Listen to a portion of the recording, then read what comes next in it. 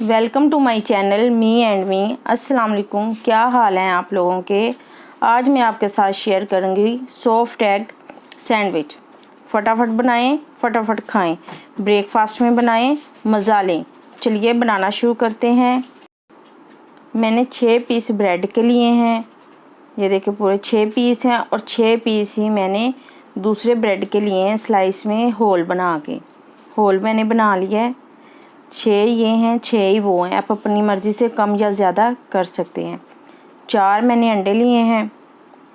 ये भी आप अपनी मर्ज़ी से इस्तेमाल कर सकते हैं। 2 चम्मच बारीक कटिंग किया हुआ प्याज है और 2 ही चम्मच बारीक कटिंग किया हुआ टमाटर।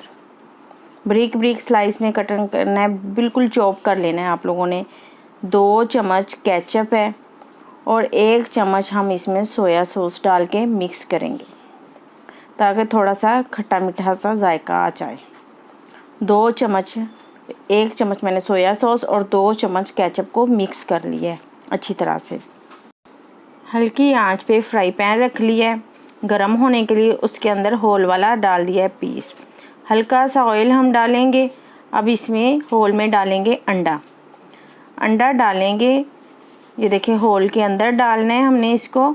अब हम इसके ऊपर डालेंगे थोड़ी सी प्याज, थोड़ा सा टमाटर, स्प्रेड कर देंगे टमाटर को भी।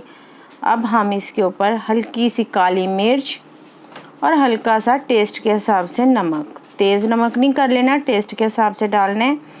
अब हम उसके ऊपर दूसरा पीस जो है उसके ऊपर हम केचप और चिली सॉस लगा के ये देखें इसके ऊपर उल्टा करके रख देंगे और हाथ से हल्का सा प्रेस कर देंगे, बिल्कुल हल्का सा, ज़्यादा नहीं दबाना। एक साइड हमारी हो गई है।